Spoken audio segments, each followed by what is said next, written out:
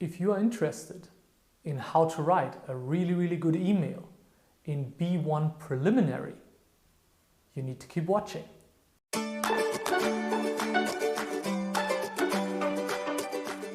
Hi and welcome to Teacher Phil, where I help people like you pass their Cambridge exams. Make sure you subscribe to the channel and like the video, and also check out the full article. The link is in the description box below. And with all that being said, let's get started. Emails are the only mandatory task in B1 Preliminary writing. That means you don't have a choice. You have to write an email. As you will see, however, writing a good email is really a lot easier than you might think. Also, you have to write around 100 words. But I always tell my students to write a little bit more than 100 words. So between 100 and 120 is usually a good idea to be on the safe side. You usually write an email in B1 Preliminary to a friend or a teacher or another person that you know. In every task, you get the context of the email that you have to write, as well as the person you are writing to, and 4 content points that you need to address in your text. You need to be familiar with the right language to address these different content points. For example, you have to know how to start and end an email, but you also have to be able to show how to agree or disagree with something, how to give your opinion, how to suggest things, how to apologize, or how to explain something. These are just some examples, and there might be other functions that you have to fulfill in your email. But let's have a look at an example in a little bit more detail. So when you write an email for B1 Preliminary, there are 3 main areas that you always need to keep in mind. First of all, you have to choose the correct layout for an email. That means there needs to be a clear beginning and ending, and you need to address all the different topic points in the task. Second of all, as I've just mentioned before, you also need to use the right language in order to address the different content points.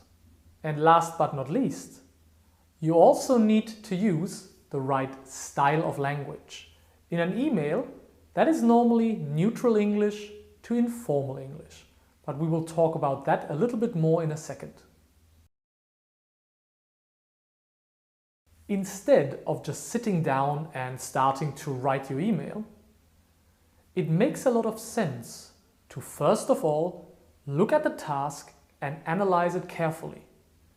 If you invest just 2 minutes, you get a lot of information that can help you when you start writing, and it can also save you a lot of time later, because once you get into time trouble, it is always good to have a plan with all the information you need. So here is an example task for an email in B1 Preliminary.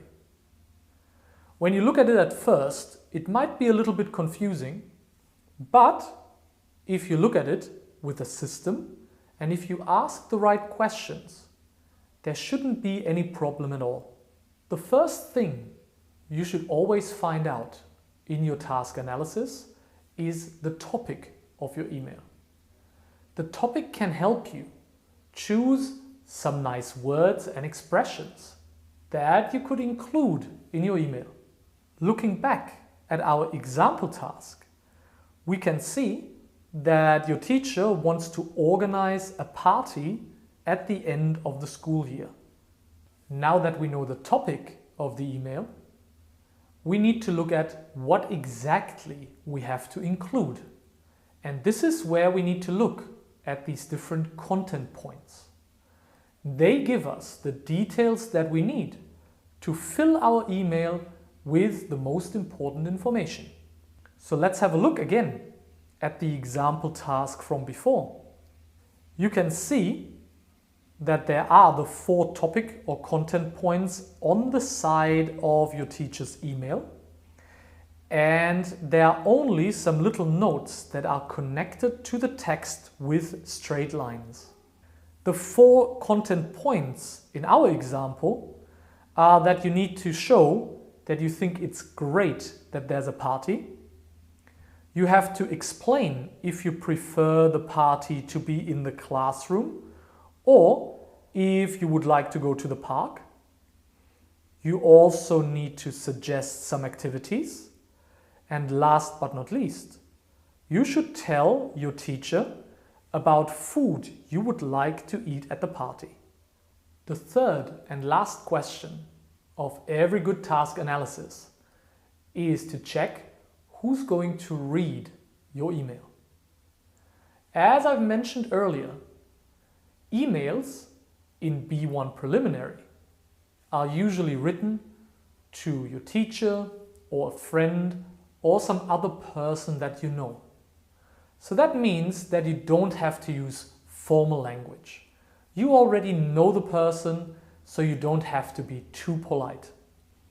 So in most emails, we can use neutral or informal language, and you have to check which one is the best option in each individual task. Here, because we are writing to our teacher, we shouldn't make it too informal and keep it more on the neutral side. Once we finish our task analysis and we have all the information we need, the last thing to get ready is to think about the structure of our email. Luckily, every email in B1 preliminary looks exactly the same. We start the text with an opening formula, after which we address the different content points, and at the end of our email, we also write a closing formula. You might think now, okay, that all sounds nice and quite easy, but what exactly is an opening formula and a closing formula, and how can I write a good topic paragraph? So that's what we're going to look at next. Let's have a look at an example email in detail and let's go through it step by step together. Let's start at the beginning. Every good email starts with some kind of greeting and an opening formula. Here we simply want to say hello to the person we're writing to. But once again, we need to be careful if we have to use an informal opening or maybe something that is a little bit more neutral or formal. If you want to write to a friend, we can choose something informal. For example, we could say, "Hi Phil." However, if you remember, in our example, we write to our teacher, Mrs. Lake. So we should be a little bit more respectful and formal. So a good option to do that would be to say something like, "Dear Mrs. Lake." Yeah, this is nice and respectful and not too informal, so it's perfect for our email. Next, we are going to write our topic paragraphs. The topic paragraphs are the most important parts of your email because they contain the different content points from the task. Each topic paragraph can be only 1 or 2 sentences. They don't have to be long because remember, you only write between 100 and 120 words in total, which means that you don't have a lot of words available for each of these topic paragraphs. You also need to be careful that you use the right functional language in each of these paragraphs to show the examiner that you understand exactly what you have to do with each of the content points. So let's look at an example email that I've written for this specific task. You can see the rather formal greeting at the top where I say, "Dear Mrs. Lake." And then you can see my 4 topic paragraphs. In each paragraph, I use specific language to express exactly what the task asks me to do. You can see the language in the different colored boxes in the text. You can also see that each topic paragraph is basically just one sentence. Once again, we don't have that many words to spare, so we try to get to the point as quickly as possible and keep our sentences nice and short, like the ones in my example. Last but not least, we want to end our email with a nice closing formula.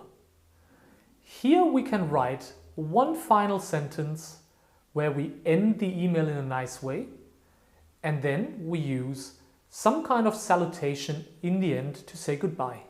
Once again, all we need to do is to be careful with formal, neutral and informal language, so we make sure that we show the person the right level of respect. So here you can see that my example is not too formal, but it is also not completely informal. I didn't use any slang words. The only thing I did was to say thanks again and see you in class, Phil. You see how easy it can be to write a good email for the B1 preliminary writing exam. Every email works more or less in the same way. Simply remember that you can always use the same structure as in the example, and you just need to be careful with the right functional language as well as the most appropriate style: formal, neutral or informal. Thank you very much for watching the video. As I mentioned at the beginning, you can check out the full article in the description box below, where there is a long list of useful language and functional language that you can use in your own writing. Please also check out my other services that you can find on my website. And don't forget to follow me on social media. So take care, and I'll see you next time.